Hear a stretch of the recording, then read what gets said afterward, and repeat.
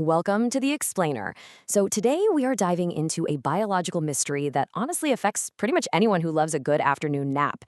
You know the feeling, right? That midday slump hits, your eyes get incredibly heavy, and suddenly a quick siesta sounds like literally the best idea in the world. But what if the way you nap is actually sending secret signals to your metabolism? We're looking at some totally fascinating new research today that might completely change how you think about getting your daily rest. Let's just start right off the bat with this massive question. Could the exact clock time of your nap actually change your body composition? Because shifting your nap by just a few hours might literally alter your body fat and muscle mass. Now, I know. Initially, this sounds almost like science fiction. I mean, how could the clock on the wall dictate whether your body stores fat or builds muscle while you're asleep? But well, that is exactly what a team of researchers set out to uncover. They're exploring a totally new dimension of weight management that goes way beyond just the usual diet and exercise advice. To really get why this new research is so groundbreaking, we kind of have to look back at the frustration of past research. It's the great napping mystery. Prior studies on siestas and obesity, they've been entirely inconsistent. Some studies said, hey, napping makes you gain weight, while others insisted it keeps you lean. The role of siesta timing was just completely unclear. So our researchers essentially had to play the role of scientific detectives. They realized they were missing a critical piece of the puzzle. Mostly because the old data was messy. The tools they were using just weren't sharp enough. And that brings us to our detective's primary tool, actigraphy. See, instead of just asking people, hey, how long did you nap yesterday? Which, let's be honest, relies on deeply flawed human memory, the researchers used wearable wrist devices to get pure objective data. They tracked exact sleep timing relative to wake and bedtimes, the precise duration of the nap, and the frequency. By completely removing human error and relying purely on hard data, they finally cracked the case. They could actually see what was really happening to the human body during a siesta. Now, to make absolutely sure these findings weren't just some local fluke, the investigation looked at two entirely distinct populations across two different continents. They analyzed data from 90 adults in Spain's on-time study and 69 adults in the US shift study. So that's 159 adults total. By combining these two cohorts, they could figure out if the biological rules of napping held true whether you were, say, living in Madrid or somewhere in the United States. And to figure out the real impact of these naps, they didn't just look at a basic number on a bathroom scale. No, they looked at four precise objective metrics. We can think of these as our body composition suspects. They measured body mass index, or BMI, along with waist circumference, body fat percentage, and muscle mass percentage. This kind of multidimensional assessment is absolutely vital because it tells us exactly how the body is changing, not just if it's getting heavier or lighter. Section 1. Why timing changes everything.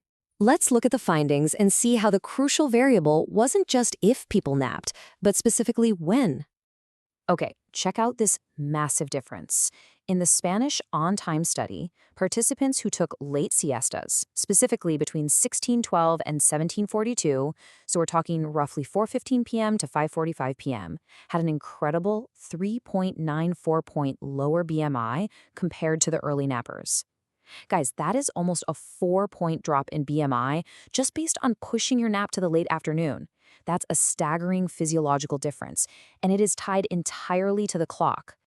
And the pattern across all 159 people was undeniable. When crunching the data from both cohorts, a later siesta start time consistently led to a lower BMI, a lower body fat percentage, and a lower waist circumference. And, interestingly enough, it also led to a higher muscle mass percentage. Basically, the later you nap, the leaner and more muscular your body composition tends to be. Isn't that wild? Let's actually ground those results directly in the words of the researchers themselves. They state explicitly that each 1 hour later siesta start time was associated with lower BMI, body fat, waist circumference, and higher muscle mass. What this means is that it's a sliding scale. Every single hour you delay that nap actually matters. Pushing your rest from 1 p.m. to 2 p.m. or maybe 2 p.m. to 3 p.m. incrementally shifts your body's metabolic response in a highly, highly favorable direction. Duration versus timing. The plot thickens. But hold on, before you go sleeping the entire afternoon away, we have to introduce a critical twist in our detective story. Here we see a direct contrast between two very distinct napping variables, timing versus duration. Like we just talked about, delaying your nap is great. Later is definitely better for lowering obesity traits. However, letting that nap drag on for too long, that is actually terrible for you. The study found that a longer siesta duration was associated with a massive 3.98 higher odds of being overweight or obese. So the secret formula isn't just sleeping late in the afternoon. It's sleeping late, but keeping it brief. Now, you might be sitting there wondering, okay, so should I only nap once a week just to be safe? Well, actually, no. The researchers also looked at frequency, so how many days a week people napped, and they found that more frequent siestas actually trended toward lower body fat and higher muscle mass. Napping multiple days a week isn't the enemy at all. It turns out your body actually responds pretty well to the routine of a frequent nap, provided, and this is a big provided, you are strictly managing that late afternoon timing and keeping the duration short. Ultimately, this research proves a really vital point across two entirely different continents.